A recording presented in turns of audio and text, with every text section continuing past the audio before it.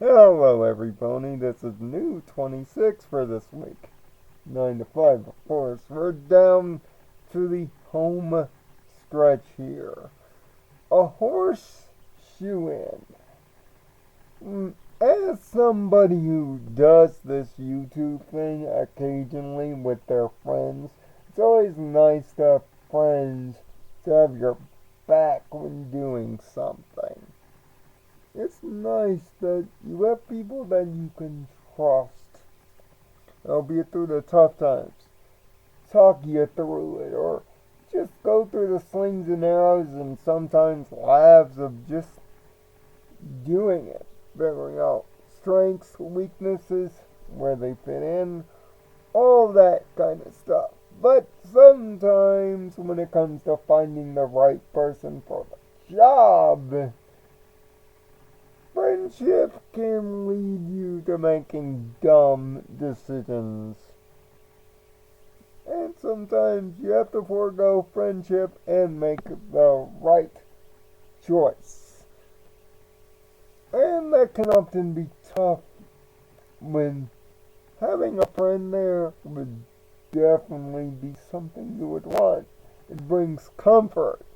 And for Starlight Glimmer, that's her conflict. See, she's going to be taking over as the principal of the School of Friendship once Twilight ascends to being the big boss. To that end, she goes all apprentice and has the ultimate job interview set up to see who will be her vice headmaster at the school. And naturally, once the position becomes a thing, her best friend, and I don't know how that is the case, the great and powerful Trixie wants in. And she thinks it's pretty much easy.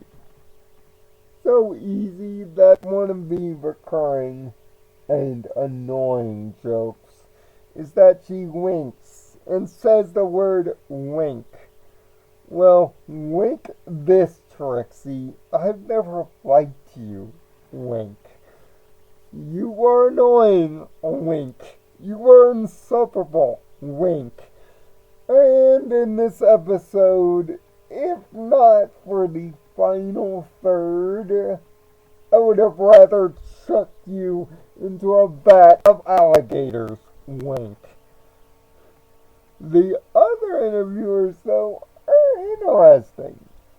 Octavia, Big Mac, Dr. Hooves, and Spoiled Rich. That's right. Spoiled Rich. Diamond Tiara's mother. Get some lines here, but not Diamond Tiara? What? Hopefully in that last Cutie Mark Crusaders episode, that is quickly rectified in a few episodes from now. But yes, they go through a 3-stage interview process. 1 as teachers, 2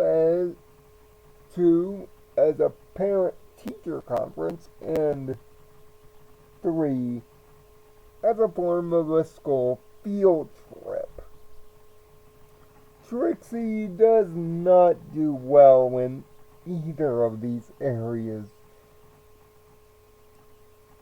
Although there is a small moment of redemption here in the parent-teacher aspect, when she sticks up very strongly for Gilbus, seeing that his grandfather doesn't care to be here and doesn't care about his progress. It's really a true standout moment for Trixie's character But unfortunately, this small moment gets bogged down by everything else. Because although Kathleen Parr hands it up to the best of her abilities, and Trixie is Trixie, you can just feel she doesn't fit. So does Starlight.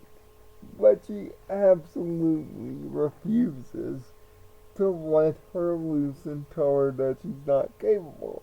That is until she puts the students in danger again.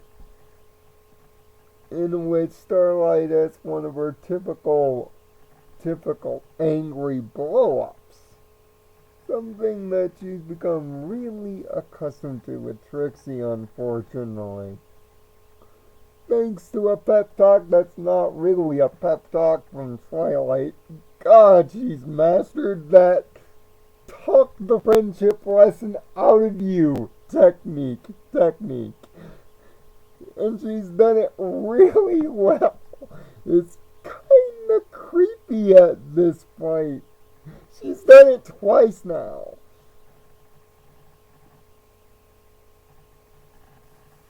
She ends up apologizing to Trixie, but still wants a friend as the vice headmaster. And she comes up, thanks to Trixie's advice, oddly, with a quite appropriate choice in Sunburst. Go figure. Trixie ends up doing her a solid after all. Meanwhile, Trixie will replace her as the guidance counselor. Also good fit. Hey, you might be just the right pony for this job after all, Starlight. Who knows?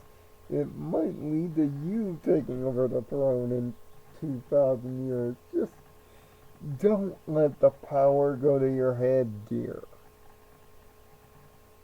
Although this episode tries to be comical because of Trixie's incessant nature and a constantly overbearing joke, it just is irritating. But you understand Starlight's position here, and you feel for her. Except for the part where she's talking to plants. All the side cameo bring in is actually greater than I would have expected. Having Dr. Oops, Octavia actually say some lines is nice, and their sections are quite funny and useful, and the interview process is properly done when you have multiple candidates. It's actually a good mini teaching seminar on how job interviews with multiple candidates should be executed. Quite surprising. But as a Trixie Starlight affair, it has all the things that a Trixie Starlight affair typically has, for better or worse. If you like the two of them together, you'll like them here. But if you despise Trixie as much as I do, you want to throw her into a glue vat. The episode's not bad, with a very adult-centric moral. And a good one. Starlight's come a long way from, borderline communism. I just wish she could have gotten a better last solo affair. Because this ain't it. A horseshoe-in gets a 3 out of 6. Based on its strong moral in the last third and the sub-characters being absolutely fantastic. And of course, Twi being awesome. as she typically is. But thanks to Trixie's insufferable lazy humor and her just genuine annoyance, it brings the episode down majorly, and one ongoing joke that just doesn't work just brings it down to a hammer and nail syndrome. It's okay, but not great. Hopefully Daring Doubt next week is a little better than this. But then again, it has my number one annoyance in it.